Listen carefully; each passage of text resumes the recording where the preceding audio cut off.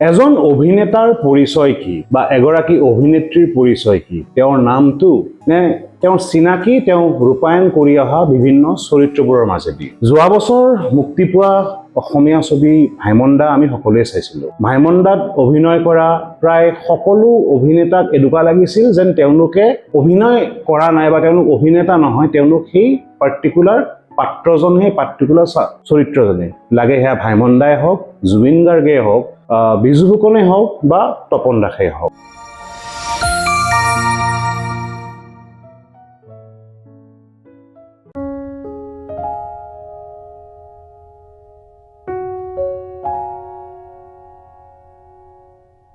নমস্কাৰ, মই পাৰ্থ। কেণ্ডিডেট পাৰ্থৰ আন এটি খণ্ডলৈকে আপোনালোক সকলোকে আদৰিছোঁ।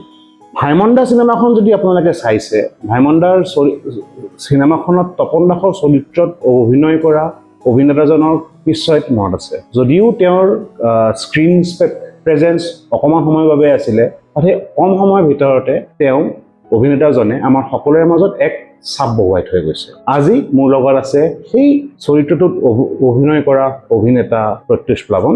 নমস্কাৰ। তেওঁৰ পৰা জানিম তেওঁৰ অভিনয়ৰ বিষয়ে, তেওঁ কি কি চিনেমা চাই ভাল পায় তাৰে বিষয়ে, ভাল চিনেমানো কি তাৰে বিষয়ে, আৰু অকণমান মনৰ কথা। Pratyush, welcome to my show'.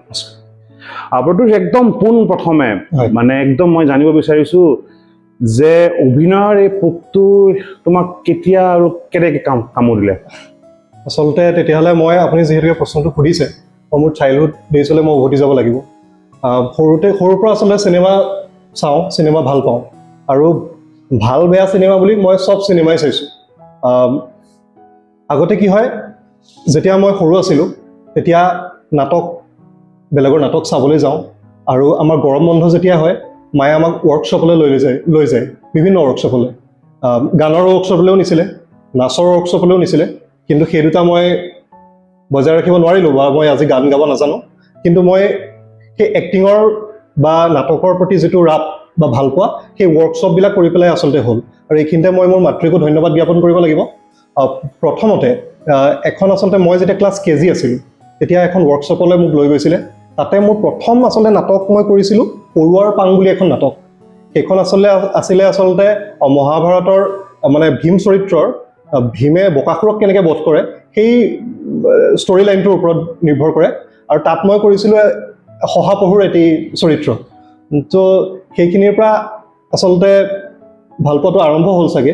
আৰু সেইটো মানে সেই যেতিয়া সৰুতে যেতিয়া নাটক কৰিলে তেতিয়া বুজি পোৱাই, কিন্তু যেতিয়া বুজা হোৱাৰ পিছত ধৰা এটা বস্তু আহে যে লগৰ বোলে ঘৰৰ পৰা চাপ এটা আহে, তই ডক্তৰ হবি, তই ইঞ্জিনিয়াৰ হবি, মোক মানে জেনেৰেলি অভিনয়ৰ ক্ষেত্ৰত অকণমান এইটো মানে ৰুচি হিচাপে বেলেগ বস্তু, বাট প্ৰফেশ্যন হিচাপে লোৱাটা সেইটো এটা ডাঙৰ সিদ্ধান্ত হয়। একদম সঁচা। সেই সিদ্ধান্তটো কেনেকৈ ল'লা? আৰু মানে যেতিয়া সিদ্ধান্তটো ল'লা যে মই অভিনয়ে কৰিম, ঘৰৰ পৰা কেনেকুৱা ধৰণৰ আছিলে? এইটো ক'বলৈ ভাল পাম। আচলতে আমাৰ মা দেউতাহঁতে বা আমাৰ লোৱাৰ মিডিল ক্লাছৰ জন্ম হোৱা এজন ল'ৰা হিচাপে আমাৰ সকলোৰে মা দেউতাই বিচাৰে যে এজন ভাল ডক্তৰ হওক, ইঞ্জিনিয়াৰ হওক। আচলতে এইটো মা দেউতাৰ গাত ভুল নহয়। মোৰ এজন one of the favourite actor Joydev এডলাৱাট, তেখেতে এষাৰ কথা কৈছিল, আৰু সেই কথাটো আচলতে মোৰ মনত চাপ বহাই তুলিলে। কথাটো আছিলে, your parents are not against your dreams, they just don't want to see you die poor. So গতিকে মই ভাবোঁ যে এতিয়াও আমাৰ অসমত যদি কওঁ ইণ্ডাষ্ট্ৰি বুলি ক'ব পৰা হয়তো হৈ উঠা নাই, হয়তো মা দেউতাহঁতেও সেইখিনি বুজি পায়, সেইকাৰণে হয়তো আমাক কৈছিলে। আৰু মই এনেকুৱা নহয় যে মই এতিয়াও ইনফেক্ট পঢ়ি আছোঁ। তাৰপাছত যেতিয়া মই সৰুতে আচলতে খুব চিনেমা চাওঁ, আৰু এক্টৰ্ছবিলাকৰ মিমিক্ৰি কৰিবলৈ চাওঁ। মই মহাভাৰত চাওঁ, ৰামায়ণ চাওঁ, আৰু তাৰপিছত মানে ষ্টৰিবিলাক মানে মূৰত ইমান এনেকৈ সোমাই পৰিল, কাৰণ আমাৰ মায়ে যেতিয়া এতিয়াৰ নিচিনাকৈ সেই সময়ত মোবাইলছ বা লেপটপছ নাছিলে। আমি যেতিয়া স্কুলৰ পৰা আহি পেলাই শোৱাৰ সময়ত আমাক ষ্টৰি বুক পঢ়ি পেলাই শুনায়। মহাভাৰতৰ কম বেছি পৰিমাণে মই গোটেই কাহিনী জানো, ৰামায়ণৰ সেই জ্ঞানখিনি আছে।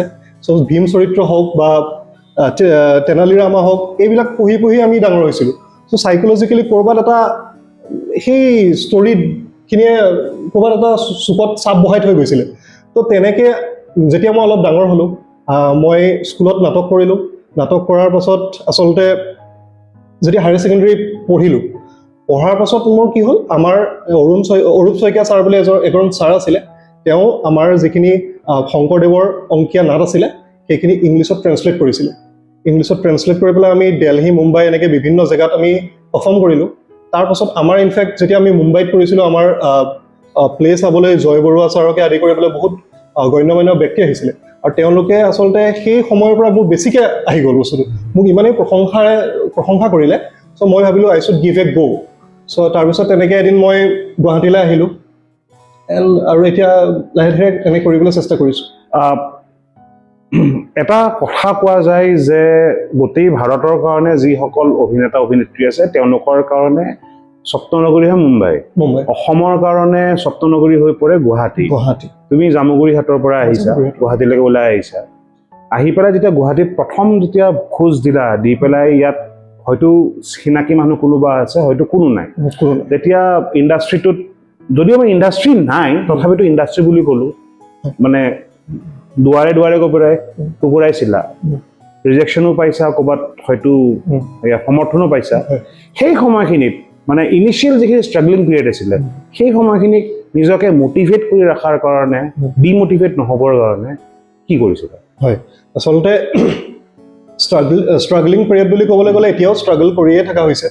আৰু কথাটো হ'ল, মই বহুত ৱৰ্কশ্বপ কৰিছিলোঁ। আমাৰ ৰণাল্ড হুছেইন ছাৰ, তেওঁৰ ওচৰত মই ৱৰ্কশ্বপ কৰিছিলোঁ। ভাৰুল ছাৰৰ চিগালত মই ৱৰ্কশ্বপ কৰিছিলোঁ। তাৰপিছত যেতিয়া ৰণাল্ড হুছেইন ছাৰৰ তাত ৱৰ্কশ্বপ কৰিছিলোঁ, আচলতে তেওঁ মোক ৱৰ্কশ্বপত ভাল পাই পেলাই এখন চিৰিয়েল মোক অফাৰ কৰিছিলে। মই সেইদিনাখন ৱৰ্কশ্বপ চেজ হৈছে, মোৰ বন্ধু মানস আৰু মই ৰুমলৈ উভতি গৈ আছোঁ, তেতিয়াই মোৰ ফোনটো ৰিং হৈছে, আৰু it was Ronald Hussain sir. মই ফোনটো ৰিচিভ কৰিলোঁ, ছাৰে কৈছে তুমি এটা কেৰেক্টাৰৰ কাৰণে চিলেক্ট কৰা হৈছে, তুমি কৰিবা নেকি? এণ্ড আই ৱাজ ছেভেন্থ হেভেনত। চ' মই প্ৰথমবাৰ তেনেকৈ আচলতে কৰিছিলোঁ। তাৰপাছত আচলতে অডিশ্যনৰ প্ৰক্ৰিয়াটো খুব ভাল হৈছে যে মুম্বাইত অডিশ্যন হয়, তেনেকৈ অসমত আচলতে চিনাকিৰ থ্ৰুৱেদি এনেকৈ কাষ্টিংবিলাক কৰা হয়। কিন্তু বৰ্তমান সময়ত অতিকৈ আমি আচলতে লাকি যে অডিশ্যনৰ প্ৰক্ৰিয়াটো ইয়াত হৈ উঠিছে, আৰু আচলতে অডিশ্যনেই তেনেকৈ মই মানে দি পেলাই কৰিছোঁ। কোনটো কেৰেক্টাৰ আছিলে প্ৰথম কেৰেক্টাৰ যিটো কৰা বুলি ক'লা? সেইটো আছিলে এখন মানে ক্ৰাইম পেট্ৰলৰ নিচিনা এখন, মানে আমাৰ ৰেঙনি টিভিত শ্ব' এটা আছিলে অপৰাধ অনুসন্ধান বুলি, তাত এটা মই লিড কেৰেক্টাৰ প্লে কৰিছিলোঁ। তাৰপিছত এতিয়া আহিলোঁ, মই মোৰ ঘৰ হৈছে তেজপুৰৰ জামুগুৰিহাটৰ কুসুমতলাৰ বৰিগাঁও বুলি এখন সৰু জেগা, তাৰ পৰা মই আহি পেলাই ইয়াত আহিছোঁ। আচলতে মোৰ ফেমিলিত বা মোৰ ওচৰে পাজৰত এনেকুৱা কোনো মানুহ নাই যে এনেকৈ গ'লে তই পাবি, এটা মানে ৰোড মেপ দেখুৱাই দিয়া কোনো নাই।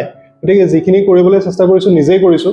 আৰু আচলতে আমাৰ নিচিনা মানুহৰ কাৰণে অকণমান মানে প্ৰব্লেম এটা হয়, কাকো আচলতে তৈলমৰ্দন বা তোষামোদ কৰি থাকিব নোৱাৰোঁ যে মই এক্টিং কৰিব বিচাৰোঁ, বা এনেকৈ ক'বলৈও আচলতে ক'ৰবাত লাজ লাগে। গতিকে আমাৰ নিচিনা মানুহৰ একমাত্ৰ উপায় আৰু চ'ৰ্চ হৈছে অডিশ্যন। তুমি যেতিয়া প্ৰথম যিটো চৰিত্ৰ ৰূপায়ণ কৰিলা, কৰাৰ পিছত তাৰপিছত লাহে লাহে চিৰিয়েল কৰিছিলোঁ, কৰি আছা, বৰ্তমানো কৰি আছা। তাৰপিছত চিলভাৰ স্ক্ৰীণতো আহিলা, তপন দাসৰ কেৰেক্টাৰটো কৰিলা, তপন দাসৰ কেৰেক্টাৰটো প্ৰথম আছিল। তাৰে পিছত মাধৱদেৱৰ চৰিত্ৰ ৰূপায়ণ কৰিলা। আচলতে মই সুধিব বিচাৰিছোঁ যে এই টিভিৰ পৰা চিনেমালৈকে যিটো ট্ৰানজিশ্যন, এই ট্ৰানজিশ্যনটো মানে কেনেধৰণে তুমি লোৱা? How do you see this transition as a whole in your journey as an actor? So' মানে অকণমান চেঞ্জটো আছে, মই নাই বুলি নকওঁ, কিন্তু তাতকৈও বেছি আচলতে এক্টৰজনতকৈ ওপৰত নিৰ্ভৰটো কৰেই, তাতকৈ বেছিকৈ নিৰ্ভৰ কৰে মিডিয়ামটোৰ ওপৰত। মিডিয়ামটো যিহেতুকে কেমেৰাটো ডাইৰেক্টৰছ মিডিয়া বুলি কয়, আৰু গতিকে তেনেকৈ আচলতে যেনেকৈ ডাইৰেক্টৰে কৈ আমাক বুজাই তেনেকৈ কৰি যাবলৈ চেষ্টা কৰিছোঁ। অকণমান ডিফাৰেঞ্চ আছে, মানে মই ডিফাৰেঞ্চ পাইছোঁ। মই যেতিয়া এতিয়া মই 3-4খন চিনেমা কৰিলোঁ, তাৰপাছত এতিয়া আকৌ এখন চিৰিয়েলত আৰম্ভ কৰিছোঁ। গতিকে মানে চিনেমাত মানে সময় ইমান নাপায় এক্টিং কৰিবলৈ, সময় এটা স্পেচ দিয়া থাকে, বেছি সময় আমি নাপাওঁ। কিন্তু চিৰিয়েলত কেতিয়াবা এনেকুৱাও আহিছে যে অলপ সময় খোৱা, এনেকুৱাও কথা মই শুনিছোঁ, মানে সময় খাব লাগে। চ' মই ডিফাৰেঞ্চটো এতিয়াও মানে অভিজ্ঞ যেতিয়া হৈ যাম হৈ গৈ থাকিম এনেকৈ সময় পাৰ হৈ গৈ থাকিব তেতিয়াও চাগে আৰু বেছি ডিফাৰেঞ্চবিলাক উলিয়াব মানে বুজি পাবলৈ চেষ্টা কৰিব লাগিব। তপন দাসৰ চৰিত্ৰটো ৰূপায়ণ কৰাৰ পিছত ভাইমন দাখন অসমৰ চুকে কোণে মানুহে আদৰি লৈছে, যদিও তাতে পাৰ্থপ্ৰতিম হাজৰিকাৰ দ্বাৰা অভিনীত জুবিন গাৰ্গৰ কেৰেক্টাৰটো মানুহে অলপ বেছি পচন্দ কৰিছে, কিন্তু এনেকুৱা নহয় যে বাকীবোৰ কেৰেক্টাৰকো মানুহে আঁকোৱালি লোৱা নাই। এতিয়া তুমি ভাইমন দাখন ৰিলিজ হোৱাৰ পিছত ঘৰলৈকে উভতি গ'লা, গাঁৱৰ মানুহে মানে তেওঁলোকৰ প্ৰতিক্ৰিয়া কেনেকুৱা আছিলে যে আমাৰ গাঁৱত এজন হিৰো আহিছে বা সেয়া আহিছে তেনেকুৱা ধৰণৰ কিবা? নাই, আচলতে ভাইমন দাখন কেনেকৈ পালোঁ মই কওঁ। ভাইমন দাখনৰ আচলতে যেতিয়া আমাৰ অডিশ্যন হৈছিলে আচলতে, তাৰপিছত মই ভাবিছিলোঁ সেইখন চিৰিয়েলৰ অডিশ্যন। মোক কল কৰিছিলে আহিব পাৰিবা নেকি, মই 2 দিন নগ'লোঁ, 2 দিন ফ্লাংক কৰিলোঁ। তাৰপিছত এদিন মোক আহিলে যে এনেকুৱা এটা কেৰেক্টাৰ, তুমি তপন দাস দাড়িখিনি কাটিবা নাই তোমাৰ? মই কৈছোঁ কিহৰ কাৰণে দাদা? কৈছে তপন দাস ছাৰৰ ৰোলটোৰ কাৰণে তোমাৰ ফেচ কাটিংটো অকণমান মিল আছে, চ' তোমাক ভাবিছোঁ। মই তেওঁলোকৰ অফিচলৈ গ'লোঁ, অডিশ্যন এটা সৰুকৈ দিলোঁ, তেতিয়াই মই ৰোলটো পালোঁ। আৰু তাৰপাছত যেতিয়া চিনেমাখন ৰিলিজ হ'ল আচলতে, যদিও সময়সীমা মোৰ কেৰেক্টাৰটো কম আছিলে, কিন্তু মই প্ৰথম চিনেমা বুলি যদি কেতিয়াবা সোধে ভাইমন দা বুলি কৈ পেলাই এইকাৰণে ভাল পাম কাৰণ চিনেমা প্ৰতিটো শুক্ৰবাৰে ৰিলিজ হয় বুলি ক'লেও ভুল নহয়। কিন্তু মানে আজিৰ পৰা চাগে 10-20-25 বছৰৰ পিছত যেতিয়া কোনোবাই আছামিজ ফিল্মৰ ওপৰত এটা চিনপচিছ লিখিব, তেতিয়া ভাইমন দাৰ নামো চাগে ক'ৰবাত লিপিবদ্ধ হ'ব বুলি মই ভাবোঁ। সেইখনেই আচলতে ভাল লগা কথা। মানে কেৰেক্টাৰটোৰ কাৰণে কেনেকুৱা ধৰণৰ স্পেচিয়েল প্ৰিপাৰেশ্যন আছিলে? তুমি মই ছাৰৰ আচলতে তপন দাস ছাৰৰ মই চিনেমাবিলাক আগতেও চাই আহিছোঁ, মোৰ ইনফেক্ট ফেভৰেট এক্টৰ। মই তেওঁক ইমিটেট কৰিব পৰাটো আচলতে ডাঙৰ কথা। মই তেওঁৰ চিনেমাবিলাক দাগ বা এই চিনেমাখিনি মই আকৌ এবাৰ ৰিভাইজ কৰিবলৈ চাইছিলোঁ আচলতে। হয়, চ' মানে তেওঁৰ চিনেমা চাই পেলাই অকণমান নিজকে প্ৰস্তুতিটো চলালা?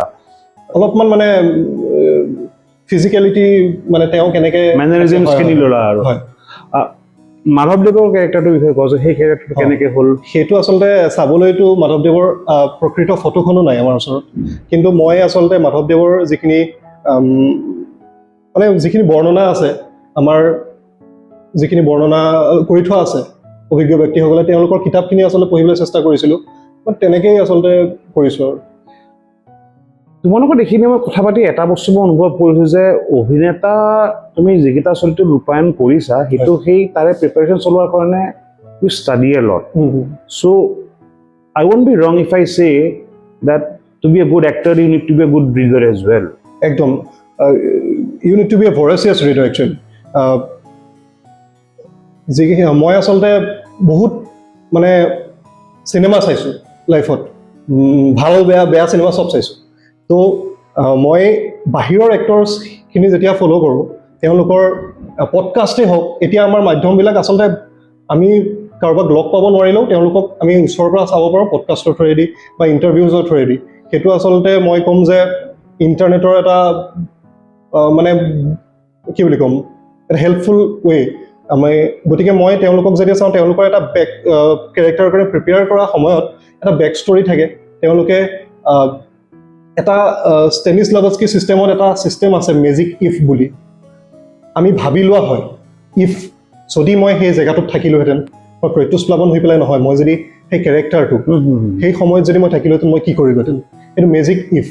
গতিকে মই কিছুমান কিতাপ পঢ়িছোঁ আচলতে লাইফত, ষ্টেনিছলাভস্কিৰ কিতাপ, সেইখিনি আচলতে হেল্প কৰিছে চাগে মোক ক'ৰবাত মানে কেৰেক্টাৰ এটা প্ৰিপেৰেশ্যন কৰাত।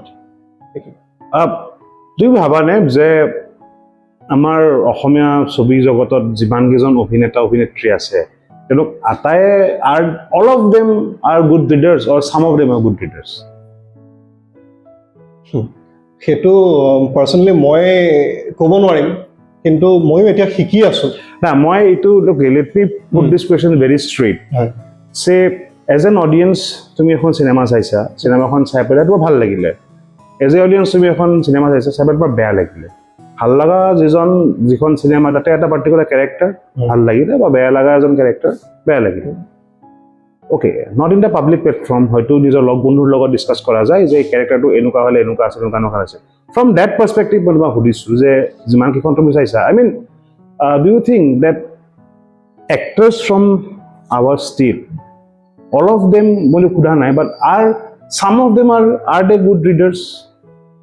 So basically মানে গুড ৰিডাৰ্ছ বুলি ক'বলৈ গ'লে এইটোৱে নহয় যে কিতাপ পঢ়াটো, মানে মানুহৰ মেনাৰিজিমছ হা হা কেৰেক্টাৰিষ্টিক ষ্টাডি কৰাটো এটা মানে ৰিডিঙৰ বা ৰিডিঙতকৈও বেছি আচলতে এক্টৰৰ প্ৰয়োজন হয় লিচেনিংটো। মানুহক আচলতে শুনিব পাৰিব লাগিব। যদি মই আপোনাক সুধিছোঁ যে খবৰ ভালনে, আপুনি মোক এটা উত্তৰ দিয়া, মই শুনাৰ কিন্তু মোৰ ধৈৰ্যটো নাই। চ' মই আপুনি যিটো প্ৰশ্ন সুধিছে সেইটো ক'ব বিচাৰিম, মই তেনেকৈ পাৰ্টিকুলাৰলি ক'ব নোৱাৰিম, কিন্তু মই ভাবোঁ যে যিহেতুকে মই বেলেগ চিনেমাখিনি চাইছোঁ, ৱৰ্ল্ড চিনেমা, তাৰপিছত এতিয়া এক্সাম্পল দিছোঁ লিঅ'নাৰ্ডো ডি কেপ্ৰিঅ'ৰ এক্টিংবিলাক চালে এনেকুৱা লাগে তেওঁলোকৰ ডাইলগ কোৱাতকৈও বেছি তেওঁলোকৰ মাজত এটা পজ আছে, সময় লয়, পজ আছে। কিন্তু আমাৰ ইয়াত মানে মই এতিয়া শিকি আছোঁ দেই ইনফেক্ট, আৰু শিকি যাম ইনফেক্ট আগলৈও। আমাৰ ইয়াত ক'ৰবাত মই ভাবোঁ যে ডাইলগ অৰিয়েণ্টেড হয় বস্তুবিলাক, আমাক সময়ো নিদিয়ে, স্পেচো নিদিয়ে তেনেকৈ। ডাইলগ অৰিয়েণ্ট আমাৰ উইল লেক পজ, সেইটো ক'ব বিচাৰোঁ। তুমি যিটো ক'লা যে তুমি শিকি আছা, আই থিংক উই অল কিপ লাৰ্নিং টিল R last day, last breath. Definitely যে ভুল হয়, মানুহে ভাল কৰে, মানুহে ভুল কৰে, মানে ভ আৰু ল একেই থাকে, মাজত এটা উকাৰৰ মাত্ৰ ডিফাৰেঞ্চ থাকে। চ' মানে মই বস্তুটো কিয় সুধিছোঁ, কাৰণ প্ৰায় এইটো আমি কমপ্লেইন পাওঁ বহুতৰ পৰা, বা বহুতে কয় যে আমাৰ অভিনেতাবোৰে কেৰেক্টাৰটোক ভালকৈ ষ্টাডি নকৰে, জাষ্ট কৰিব লাগে কৰিছে। এই এক্টৰজনে যদি 1, 2, 3, 4, 5টা কেৰেক্টাৰ প্লে কৰিছে, মোক লাগে কেৰেক্টাৰ অৰিয়েণ্টেড নহয়, আমাৰ এক্টৰ অৰিয়েণ্টেড হৈছে। চ' মানে আকৌ আগৰ প্ৰশ্নটো অলপ বেলেগ ধৰণে সুধিছোঁ যে do you think that to play separate characters and actor need to study those characters? মই এখন স্ক্ৰিপ্ট লিখি পেলাই তোমাক দিলোঁ, মই এখন স্ক্ৰিপ্ট লিখি পেলাই তোমাৰ বন্ধুজনক দিলোঁ, তোমাৰ কেৰেক্টাৰটো বেলেগ, তেওঁৰ কেৰেক্টাৰটো বেলেগ, কিন্তু দুয়োজনে যেতিয়া কেৰেক্টাৰটো প্লে কৰিবা, আমাৰ এনেকুৱা দেখা যায় যে you are the actor is that character, not the character is the মানে হেৰি, মানে আমাৰ ইয়াত সেই বস্তুটো অলপমান কম যেন হয় বুলি বহুতে কয় যে actors don't play the characters. তো তুমি এজ এন অবজাৰ্ভাৰ মই তোমাক সুধিছোঁ, do you think this is true?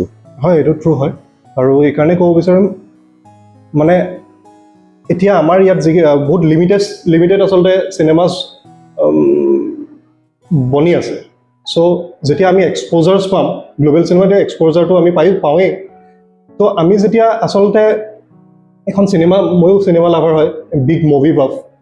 চ' আজিকালি নেটফ্লিক্সৰ এটা কথা ক'ব বিচাৰিছোঁ, নেটফ্লিক্সৰ পাৰ মান্থ ছাবস্ক্ৰিপশ্যন হয় 200 rupees। তো আমি এটা প্লেথৰা অফ গ্ল'বেল চিনেমাৰ প্ৰতি আমি এক্সপ'জ হৈ যাওঁ। গতিকে মই সেই 200 টকাটো স্পেণ্ড কৰি পেলাই মই নেটফ্লিক্সৰ এটা 1 monthৰ ছাবস্ক্ৰিপশ্যন ল'ম, নে মই অসমীয়া চিনেমা এখন বুলিয়ে মই 1000 টকা খৰচ কৰি পেলাই চিনেমা চাবলৈ যাম? ক'ৰবাত আমিও আমাৰ কোৱালিটি ইম্প্ৰুভ কৰিব লাগিব, আৰু হ'ব নিশ্চয়, কাৰণ গুণী জ্ঞানী অভিজ্ঞ ব্যক্তিসকল আছেই। আৰু মই ভাবোঁ যে অভাৰ দি ইয়াৰ্ছ আপুনি যি কথাটো কৈছে সেইটো আমি চেঞ্জ দেখিম। অসমীয়া চিনেমাৰ কোৱালিটি বুলি যেতিয়া কোৱা যায়, মানে এটা বস্তু দেখা যায় যে 70s, 80s যিবোৰ অসমীয়া চিনেমা আহিছিলে, চবেই কয় যে they were first superior in story telling, acting, quality. তেতিয়া ধৰা আমাৰ টেকনিকো ইমান নাছিল, মানে অভিনেতা এজনে যিটো ৱেট পৰ্ট্ৰে কৰিছিলে, বিজু ফুকন হওক, ব্ৰজেন বৰা হওক, নিপন গোস্বামী হওক, বা অৰুণাচল হওক, বিভিন্ন ধৰণৰ যিবোৰ আছিলে এক্টৰ, অভিনেত্ৰী যিবোৰ আছে, তেওঁলোকৰ সেই হেৰিটো আছিলে। তো এটা সময়ত আজিৰ পৰা 40 বছৰ আগতে যদি আমাৰ কোৱালিটি ইয়াত আছিলে, এতিয়া আমাৰ কোৱালিটিটো অকণমান ডাউনগ্ৰেড হোৱাৰ আঁৰৰ কাৰণ তুমি কি বুলি ভাবা? আচলতে মই কওঁ, এতিয়া চাউথৰ ইণ্ডাষ্ট্ৰীৰ কথা যদি কওঁ, সেইটো এটা ৰিজনেল ইণ্ডাষ্ট্ৰী নহয় জানো? মালায়ালম চিনেমাৰ, আমি যেতিয়া মালায়ালম চিনেমা চাওঁ, তাৰ কাহিনীবিলাক ইমান ধুনীয়া, তেওঁলোকে কাহিনীবিলাক নিজৰ জেগাৰ কাহিনী পেলাই উঠাই পেলাই চিনেমা এখন কৰে, বুজি পাইছেনে? তাত আমাৰ কি হৈছে, আমাৰ বাজেট লিমিটেড, কম বাজেট, কিন্তু আমি কাম কৰিব বিচাৰিছোঁ ইমানখিনি। মানে চিনেমা এখনত বম ব্লাষ্ট এটা লাগিবই, বা গাড়ী উৰাবই লাগিব, গ্ৰেভিটিক মানে বিট কৰিবই লাগিব বুলি এনেকুৱা কোনো কথা নাই। কথা নাই। সেই আগৰ চিনেমাখিনি যেতিয়া আপুনি চাব তেনেকুৱা সাংঘাতিক একশ্যন অৰিয়েণ্টেড নহয়, এটা ধুনীয়া অসমীয়া নিভাঁজ কাহিনী আমাৰ হাততে আচলতে বহুত কাহিনী আছে। লক্ষ্মীনাথ বেজবৰুৱাৰ কাহিনী উঠাই পেলাই আমি কৰিব পাৰোঁ, বা আমাৰ ওচৰে পাজৰে আমাৰ বহুত কাহিনী আছে, কিন্তু আমি সেইখিনি নকৰি পেলাই আমি ক'ৰবাত চাউথৰ পৰা যিখিনি আচলতে চাউথৰ ইণ্ডাষ্ট্ৰীয়ে বৰ্তমান এৰি দিছে। আজিকালি হিৰো আহিলে সেই হেৰি উৰি নাযায় এইবোৰ, মানে দুই এখন বাদ দিবলৈ দুই এখন বাদ দি পেলাই। তো মালায়ালম চিনেমাৰ মই ডাঙৰ এটা ফেন হয়। চ' মই ভাবোঁ যে আমাৰ মাজতে আমাৰ বহুত এনেকুৱা কাহিনী আছে যিখিনি আমি লিমিটেড বাজেটত আমি বনাব পাৰোঁ। আচ্ছা, ইয়াত মোৰ এটা মানে প্ৰশ্ন এটা আছে যে মালায়ালম চিনেমা তুমি যে চাইছা, তুমি নিশ্চয় ইৰাটা বুলি এখন চিনেমা আছে চাইছা। ধৰা হওক ইৰাটাখন বনোৱা নাই, নিৰ্মাণ হোৱা নাই, ইৰাটাৰ কাহিনীটো আমি অসমীয়াত বনাইছোঁ, আৰু ধৰি ল'লোঁ যে সেই কেৰেক্টাৰটো কোনোবা এজন অভিনেতাই ছাপ'জ যতীন বৰাই প্লে কৰিছে বা তুমিয়ে প্লে কৰিছা, ধৰি ল'লোঁ example. Do you think as an audience are we mature enough to accept such kind of a story? Not at all. So if আমি যদি accept নকৰোঁ, তেতিয়াহ'লে আমি যে কৈ থাকোঁ অসমীয়া চিনেমাই একো উন্নতি কৰা নাই, যদি আমি কিবা ডিফাৰেণ্ট দিব চেষ্টা কৰোঁ, একচেপ্ট নকৰোঁ, কিয় ডিফাৰেণ্ট দিম? আচলতে আমাৰ অসমত বুলিয়ে নহয়, আমাৰ একচেপ্টেঞ্চটো আমাৰ বহুত কম আছে। এতিয়া আমাৰ মাজতে যিটো এটা ডাঙৰ আচলতে ট্ৰেজেডি বুলি অসমত মানে ইণ্ডিয়াতে হৈ গ'ল, সময় ৰাইনাৰ কেছটো। আমি কমেডি ল'ব নোৱাৰোঁ, হয় তেওঁলোকে ভুলো কৰিছে ক'ৰবাত, বেছি অলপ গুচি গ'ল, কিন্তু সেইটো বুলি এইটো নহয় যে তেওঁক বিহাইণ্ড দি বাৰ্ছত থ'বলগীয়া হ'ল। এতিয়া সময় মানে এনেকুৱা হৈছে, আপুনি মোৰ লগত এগ্ৰী কৰে নাই মই নাজানো, কমেডিয়ানসকলে সঁচা কথা কয় আৰু পলিটিচিয়ানসকলে কমেডি কৰে। ট্ৰু। অকল অসমত বুলিয়ে নহয়, এইটো চিনেমাৰ ক্ষেত্ৰতে নহয়, আমি ক'ৰবাত একচেপ্টেঞ্চ কৰিব নোৱাৰোঁ। আৰু খুব ডাঙৰ কথা, আমি ক্ৰিটিচিজম ল'ব নোৱাৰোঁ। আমি ক্ৰিটিচিজম একদম ল'ব নোৱাৰোঁ। কিবা এটা বেয়া লিখিলে কমেণ্ট এটা আকৌ মই কমেণ্ট কৰিম আপোনাক, সেই তেনেকুৱা কিছুমান হৈ আছে। আনকি মই যদি এখন ফটো আপলোড কৰোঁ, যদি মোৰ যদি তলত যদি কোনোবাই বেয়াকৈ এটা কমেণ্ট দিয়ে, তেতিয়াও মোৰ গাত লাগে। সেই কমেণ্টটোত যদি গাত লাগে, এখন চিনেমা যেতিয়া আমি বনাওঁ, চিনেমাখনত কিমান অডিয়েঞ্চে চাব, সেই চিনেমাখন যদি মানে একচেপ্ট নকৰোঁ বুলি কয়, এতিয়া মাৰ্টিন স্কৰচেছিকো মানুহে সমালোচনা কৰে বা সত্যজিৎ ৰায়কো সমালোচনা কৰিছিল, কিন্তু তেওঁলোকেতো মানে তেওঁলোকৰ ক্ৰাফ্ট এৰি দিয়া নাছিলে। নিজৰ ক্ৰাফ্টটো আচলতে নিজৰ, এতিয়া ক্ৰাফ্টটোত কেতিয়াবা ভাল হ'ব পাৰে, কেতিয়াবা বেয়া হ'ব পাৰে।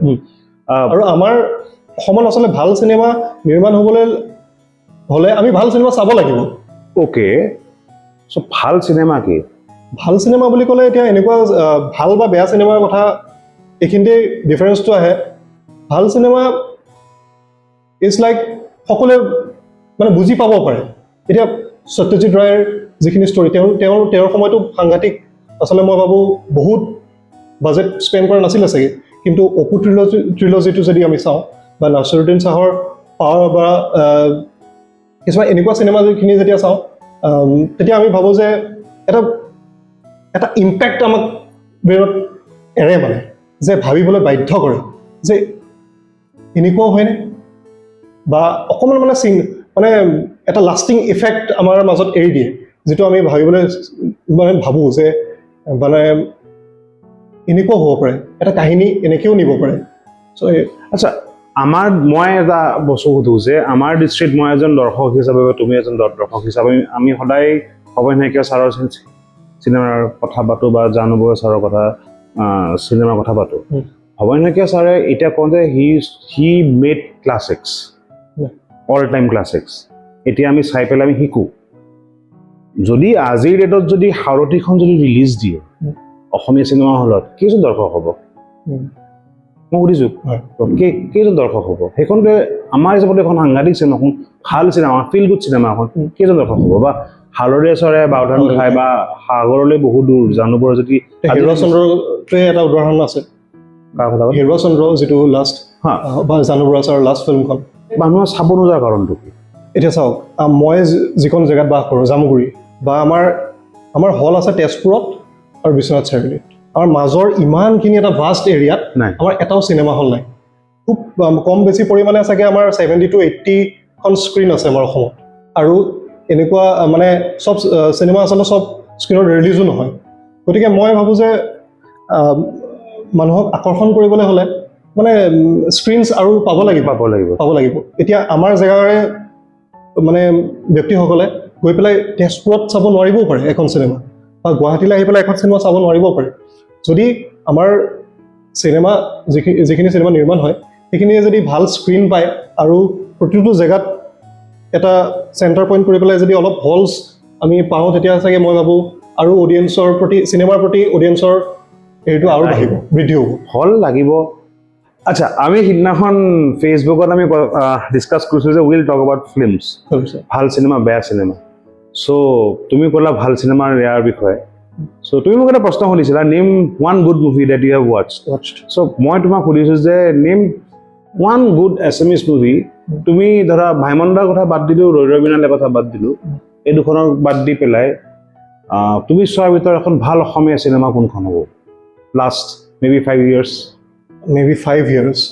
যদি মানে 5 years যদি বেছি লম্বা টাইম যেন লাগিছে, জাষ্ট ক'লে হ'ল আৰু। মই আপোনাৰ ইটি তোমাৰ বুলি এখন চিনেমা চাইছিলোঁ, মই সেইখন ভাল পাইছিলোঁ। কাৰণ কি ভাল পোৱা? কাৰণ ভাল পাওঁ, মই আচলতে মোৰ এইটো পাৰ্চনেল ভিউ পইণ্ট দেই, মই আচলতে কেনেকুৱা চিনেমা মানে সেইখন চিনেমা ভাল পোৱা আঁৰত আচলতে মই কেনেকুৱা চিনেমা ভাল পাওঁ আচলতে এজ এ পাৰ্চন সেইটোত বহুত ডিপেণ্ড কৰে। কোনোবাই ৰোহিত শেট্টীৰ চিনেমা ভাল পাবও পাৰে, কৰণ জোহৰ চিনেমা বহুত ডাঙৰ ফেন হ'ব পাৰে, কিন্তু মই নহয়। মই মানে এটা সাধাৰণ মানে মই I am big fan of art film. ত' সেই চিনেমাখন আপুনি যে সুধিছে 5 বছৰত, সেই চিনেমাখন মই ভাল পাইছোঁ বুলি কৈছোঁ। আচ্ছা, এইটো এটা বস্তু সুধিলে, ৰোহিত শেট্টীৰ কথা ওলা, মানে Rohit Shetty has got a own style of film making, own style of film making. গাড়ী উৰিব, কিবা উৰিব, অতিৰঞ্জিত কৰি দিব পাৰে, এক্সাজাৰেশ্যন পৰা কৰিব, মানুহে চায়। ঠিক তেনেকুৱা ধৰণৰ বস্তু যদি আমি অসমীয়া চিনেমাত কৰোঁ, আমি একচেপ্ট নকৰোঁ।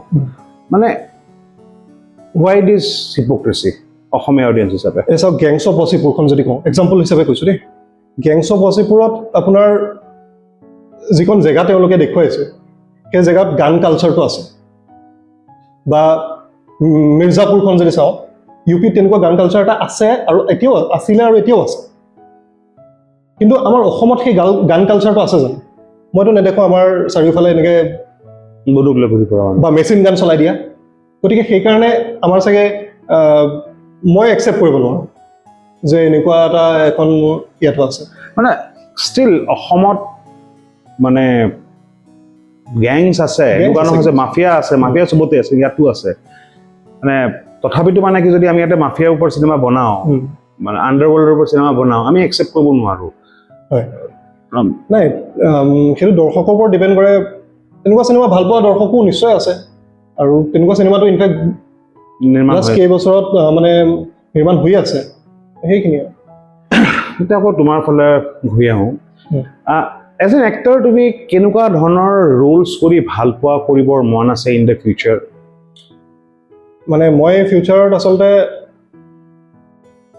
বেলেগ বেলেগ যদি কেৰেক্টাৰ্ছ পাই থাকোঁ মই ভাল পাওঁ। এতিয়া মই ৰাজকুমাৰ ৰাওৱে লাষ্টলি এখন চিনেমা মই চাইছিলোঁ, তাত অন্ধ হৈছিলে শ্ৰীকান্ত। মই আৰু তেনেকুৱা কিছুমান মানে চেলেঞ্জিং যদি ৰোল কেতিয়াবা পাওঁ, মানে কৰিবলৈ খুব মন আছে আচলতে। মানে অলপ নিজকে মানে চেলেঞ্জ কৰিব পৰা কিছুমান ৰোল যদি কেতিয়াবা ইন লাইফত প্লে কৰিব পাৰোঁ। আৰু এনেই কেনেকুৱা ধৰণৰ ৰোল প্লে কৰাত তুমি বেছি কমফৰ্টেবল বুলি ক'লে, মই আচলতে কিছুমান মানে মই প্ৰটেগনিষ্টো কৰিছোঁ, এণ্টাগনিষ্টো কৰিছোঁ, কিন্তু মোৰ মানে ক'ৰবাত যেন মই মানে এণ্টাগনিষ্টত বেছি মানে মই তেনেকুৱা ৰোলবিলাক বেছি ভাল পাওঁ আচলতে। মই আই এনজয় ডুইং দিছ।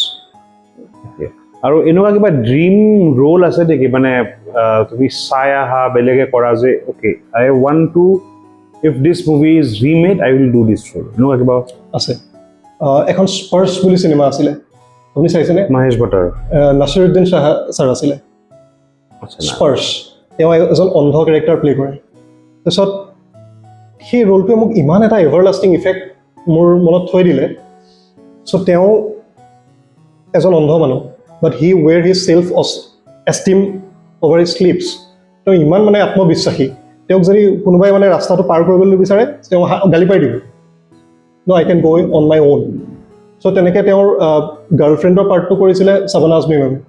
চ' এখন হোটেলত তেওঁলোক গ'ল, তেওঁলোক বহি আছে, বহি থকাৰ পিছত মেনুখন আহি পেলাই মানে বিলখন আহি পেলাই তেওঁ যিহেতুকে অন্ধ তেওঁ গাৰ্লফ্ৰেণ্ডগৰাকীক দিলে আৰু এইখিনিতে তেওঁৰ হাইক হৈ গ'ল কি মেল ইগ' তেওঁ এজন গালি পাৰি দিলে যে কিয় মোক বিলখন নিদিলি এনেকৈ অলপ হাৰবাৰী কৰোঁতে কাপকেইটা পৰি যায় তাৰপিছত যিজনে বিল লৈ আহিছিলে ৱেইটাৰজনে কয় যে কাপ ভাঙি দিলে ছাৰ নাছিৰুদ্দিন ছাৰে কয় আই উইল বাই ডেম ক্ৰকাৰী সেই ৰোলটো মোৰ মানে কেতিয়াবা যদি মই তেনেকুৱা এটা ৰোল কৰিব পাৰোঁ আৰু ইনফেক্ট এই চিনেমাখন চাই পেলাই স্পাৰ্ছ চিনেমাখন চাই পেলাই আল পাচিনোৱে এখন চিনেমা কৰিছিলে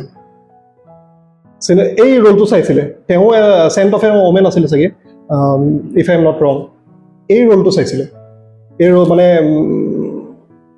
এই ৰোলটো মানে ছাৰ নাছিৰুদ্দিন ছাৰৰ চিনেমাখন চাইছিলে আৰু তেওঁ সেই ব্লাইণ্ড কেৰেক্টাৰটো কৰিছিলে আৰু তাৰপিছত মানে আল পাচিনোৱে একাডেমি এৱাৰ্ড পাইছিল in fact scent of a woman also' inspired লে জুবিনগাৰ্গ ফৰ ৰৈ পেলাই তো মানে that role actually had a lot of মই মানে তুমি নামটো তুমি যেতিয়া ক'লা যে স্পাৰ্ছ মই ক'লোঁ মহেশ ভট মোৰ তলত সাৰাংশ নামটো মনত মানে অনুপম খেৰ প্ৰথম চিনেমা চ' মোৰ মানে অকণমান সেইখিনি মই তেনেকুৱা ধৰণৰ চিনেমাই এয়া হৈছিল অসমীয়া চিনেমাৰ মানে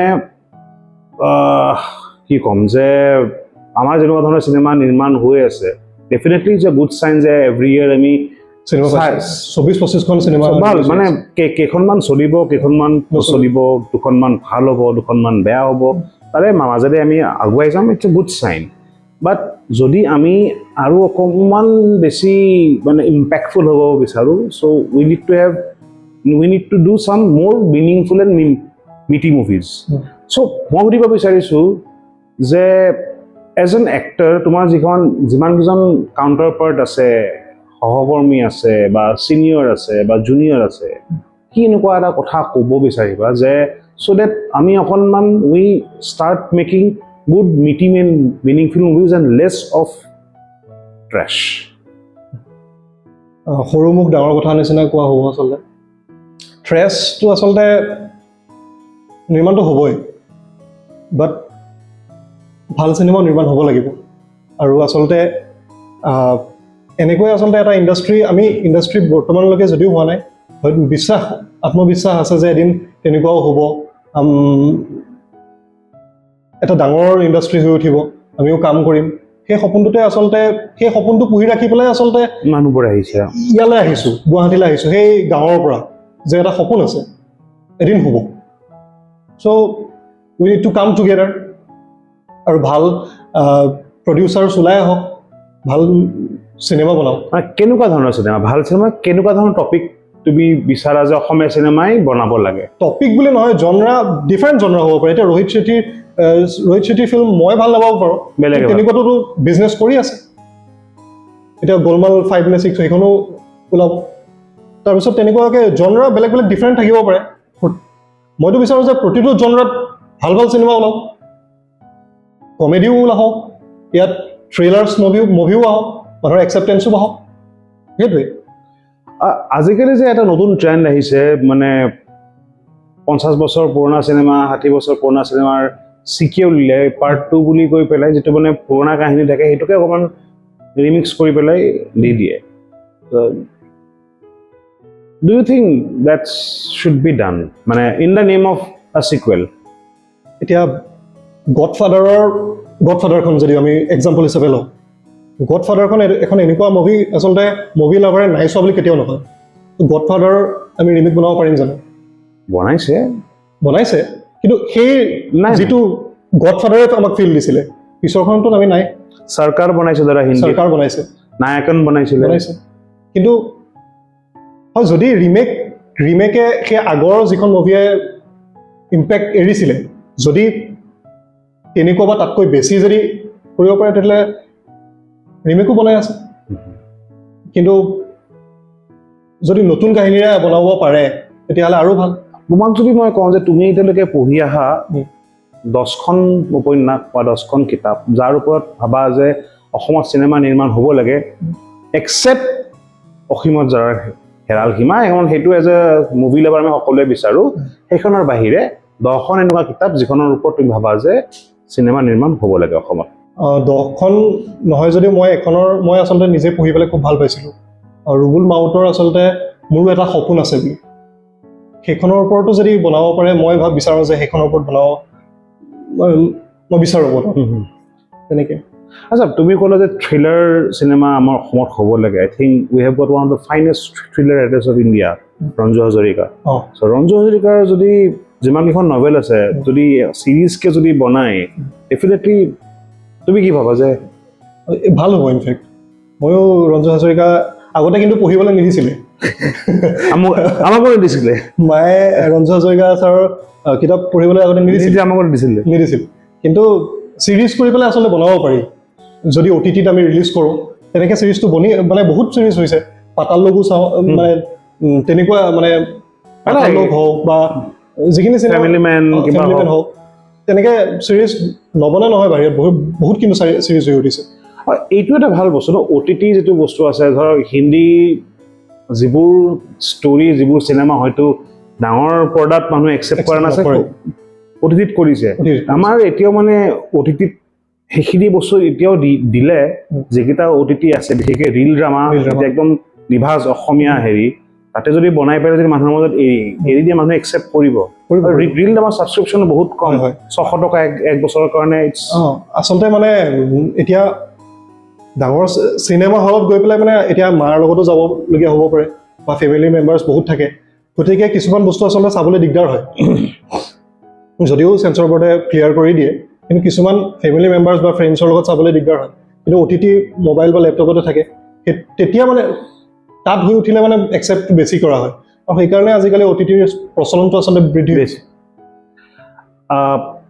ডু ইউ থিংক, মই এটা বস্তু সুধিছোঁ যে, ডু ইউ থিংক যে আমাৰ অসমীয়া যিসকল ছবি নিৰ্মাতা আছে, they are unable to connect with Gen Z and they are still stuck with the millennials? কিবা এনেকুৱা এটা ভাবা নেকি যে there is a huge gap that needs to be bridge? So' I too belong to the Gen Zs, গতিকে মই 2000 চনত জন্ম হৈছে, সেইকাৰণে সুধিছোঁ। গতিকে মানে হয়, ক'ৰবাত মই যেতিয়া নেটফ্লিক্স বা এনেকুৱা চিনেমা চাওঁ, ক'ৰবাত সেই তাৰ প্ৰতি বেছি আকৰ্ষণটো হয়। কিন্তু এনেকুৱা চিনেমাও আচলতে বনিছে, মানে নিৰ্মাণ হৈছে, আৰু জেনজিছে ভাল পায় এনেকুৱা বুলি কোনো মানে এটা বস্তু নাই। আমি জেনজিছ, এতিয়া মই ডাঙৰ চাই পেলাই কাক ডাঙৰ হৈছোঁ? মই নাছিৰুদ্দিন ছাৰৰ চিনেমা চাই পেলাই ডাঙৰ হৈছোঁ। তেনেকৈ মই শ্বাহৰুখ ছাৰৰ মই আমাৰ সময়ত মেহুনা, মই যেতিয়া 4 বছৰ আছিলোঁ মেহুনা চাগে তেতিয়া ৰিলিজ হৈছিলে, চ' মেহুনাও চাইছোঁ। গতিকে তাৰ পাছত যেতিয়া মই নৱাজুদ্দিন ছিদ্দিকী ছাৰ বা মনোজ বাজপেয়ী ছাৰ হওক, তেওঁলোককো চাইছোঁ, বা তাৰ আগৰ যিখিনি এক্টৰ্ছ আছিলে। মই ইনফেক্ট শশী কাপুৰ ছাৰকো বহুত ভাল পাওঁ, বা সেই সময়ৰ চিনেমাবিলাকো মই চাওঁ। গতিকে জেনজিৰ এনেকুৱা বস্তু বুলি এটা নাই যে এনেকুৱা চিনেমা জেনজিয়ে ভাল পায়, কিন্তু উই নিড মোৰ গুড ফিল্মছ। আৰু অসমীয়াৰ ভিতৰত তোমাৰ এনেই ভাল লগা পুৰণা নতুন কোন এনেকুৱা শিল্পী আছে? মই অৰুণনাথ ছাৰক ভাল পাওঁ, আৰু বৰ্তমান ইন প্ৰেজেণ্ট যদি কওঁ মই কমল লোচন দাক ভাল পাওঁ, আৰু হিমাংশু গগৈ দাদাজনকো মোৰ ভাল লাগে। আচ্ছা, অৰুণনাথৰ পুৰণা চিনেমাবোৰ চাইছা? শ্ৰী ৰঘুপতি চাইছা? শ্ৰী ৰঘুপতি তেওঁৰ সলমান খানৰ কেৰেক্টাৰটোৰ বিষয়ে কি ক'বা?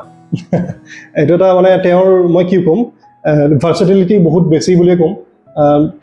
মই মানে যেতিয়া ৰঘুপতি চাইছোঁ, মই তেওঁক মানে বিচাৰি same person who is playing this, so' তেওঁ আচলতে ইয়ে প্ৰমাণ কৰে তেওঁৰ ভাৰ্চেটিলিটি। আচলতে জামুগুৰি হাটৰ পৰা গুৱাহাটীলৈকে এটা যাত্ৰা, গুৱাহাটীৰ পৰা আৰু আগলৈকে ক'ত ক'ত যোৱাৰ মন আছে? এতিয়া মানুহৰ সপোনটো শেষ নহয়, মানুহৰ সপোনৰ বোলে সীমা নাই বুলি কয়। যদি ভগৱানেতো আচলতে নিজৰ কষ্টটোৰ ওপৰত নিৰ্ভৰ কৰিব, কষ্ট কৰি যোৱাৰ এটা হেঁপাহ আছে, মন আছে। গতিকে কেতিয়াবা গুৱাহাটীৰ বাহিৰতো কাম কৰাৰ মন আছে আচলতে। মানে কিবা এনেকুৱা পাৰ্টিকুলাৰ ইণ্ডাষ্ট্ৰী আছে নেকি যে হিন্দী, মালায়ালম, মাৰাঠী, বেংগলী? তেনেকৈ পাৰ্টিকুলাৰ নাই যদিও আমি সকলোৱে বলিউড চায়ে ডাঙৰ হৈছোঁ। গতিকে জীৱনত এবাৰ হ'লেও ট্ৰাই টু অডিশ্যন বা তেনেকুৱা ক্ৰেক কৰি পেলাই তাত মানে কাম কৰিবলৈ চেষ্টা কৰিম। আচ্ছা, জীৱনত আজিলৈকে পোৱা তুমি আটাইতকৈ বিগেষ্ট পজিটিভ ক্ৰিটিচিজম আৰু আটাইতকৈ হাৰ্শেষ্ট নেগেটিভ ক্ৰিটিচিজম কি, আৰু how did you react to those criticisms? Positive criticism বুলি ক'লে এতিয়া মই যেতিয়া সৰু আছিলোঁ, সৰুলৈ গৈছোঁ দেই, আকৌ সৰু আছিলোঁ, মোৰ চুলিখিনি কেঁকুৰা। তো মোৰ এজন ছাৰে মোক কৈছিলে, you look like Mahishasur because your hair is curly. কিন্তু তাৰ পাছত মই এখন চিনেমাই আচলতে লাভ কৰিলোঁ মোৰ কেঁকুৰা চুলিৰ কাৰণে, কিবা মানে এনেকুৱা প্লেচ। তাৰ পাছত যে নিগেটিভ ক্ৰিটিচিজমৰ কথা হয়, তেতিয়া এখন চিৰিয়েল কৰিছিলোঁ। চিৰিয়েলখনত মানে প্ৰথমতে তেওঁলোকে ল'লে, মই চিৰিয়েলখন কৰি আছোঁ, তাৰপিছত আচলতে লুকছৰ কথা খুব কয় যে you don't look like a hero'. So' সেইখিনিতে ক'ৰবাত বেয়া লাগিছিলে, কমপ্লিট কৰিলোঁ। পইচা আজিলৈকে বাৰু সম্পূৰ্ণকৈ তেওঁলোকে দিয়া নাই, কিন্তু সেইখিনিতে ক'ৰবাত বেয়া লাগিছিলে। আৰু হিৰ' হ'বলৈ মনো নাই আচলতে। হিৰ' বুলি বস্তুটো থিমটো আচলতে বেয়াই পাওঁ। যদি ভাল এক্টিং কৰিছোঁ, যদি অডিশ্যন ক্লিয়াৰ কৰিছোঁ, তেতিয়াহ'লে ল'ব, আৰু নল'লে উপায় নাই আৰু। উপায় নাই, নালাগে ল'ব।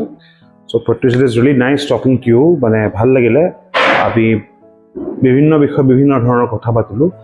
ইণ্টাৰভিউটো শেষ কৰাৰ আগতে মোৰ শেষ প্ৰশ্ন, any advice that you'd like to give to yourself? The advice I always keep giving to myself is that just work hard and harder, because there are no one to push you from back. মই এনেকুৱা এখন জেগাৰ পৰা আহোঁ য'ত মোক মানে এনেকৈ যাবি আপোনাক কৈছোঁ, ৰোড মেপটো দেখুৱাই দিয়া মানুহো নাই। গতিকে মই যি কৰিছোঁ নিজেই কৰিবলৈ চেষ্টা কৰিছোঁ। কেতিয়াবা ভুল কৰিছোঁ, কেতিয়াবা ভাল কৰিছোঁ, কেতিয়াবা পৰিছোঁ, আকৌ উঠি পেলাই দৌৰিবলৈ চেষ্টা কৰিছোঁ, আৰু তেনেকৈ কৰি যাম আচলতে। থেংক ইউ প্ৰত্যুষ, ভাল লাগিলে আহি পোৱা, আমি কথা পাতিলোঁ। I sincerely hope, really hope from the bottom of my heart যে তুমি যি কাম কৰি আছা সেয়া যেন অসমৰ দৰ্শকে আঁকোৱালি লয় তোমাক, আৰু তুমি যেন you reach greater heights in your life. আপোনাৰ লগতো আচলতে কথা পাতি মোৰ খুব ভাল লাগিলে। আপোনাৰ ভিডিঅ' আই কিপ ৱাচিং ইয়ৰ ভিডিঅ'জ, চ' খুব ভাল লাগে। আৰু মই নাজানো যে আপোনাৰ ওচৰত মই আজি যে বহি আছোঁ যোগ্য হয়নে নাই মই নাজানো, কিন্তু মই কষ্ট কৰি যাম যাতে এদিন যোগ্য হ'ব পাৰোঁ। ডেফিনেটলি তুমি যোগ্য হয়। এতিয়া মই নাজানো মই যোগ্য হয়নে নাই ইণ্টাৰভিউ কৰাৰ কাৰণে। চ' এয়া আছিল কেণ্ডিডেট পাৰ্থৰ আজিৰ খণ্ড। আমি কথা পাতিলোঁ অভিনেতা প্ৰত্যুষ পাৱনৰ লগত। আশা কৰিলোঁ আপোনালোকে ভিডিঅ'টো চালে, ভাল পালে, আৰু যদি ভাল পালে ভিডিঅ'টো, ভাল নাপালেও বাৰু ভিডিঅ'টো লাইক কৰিব, শ্বেয়াৰ কৰিব, মোৰ বাবে নহয় প্ৰত্যুষৰ বাবে। আশীৰ্বাদ কৰিব। আকৌ লগ পাম কেণ্ডিডেট পাৰ্থত কোনোবা এজন বেলেগ অতিথিৰ লগত কথা পাতিম, তেওঁৰ লগত তেওঁৰ বিষয়ে, তেওঁৰ যাত্ৰাৰ বিষয়ে, ইটো বহুতো অন্যান্য বিষয়ে। তেতিয়ালৈকে ভালে থাকিব, কুশলে থাকিব। ধন্যবাদ।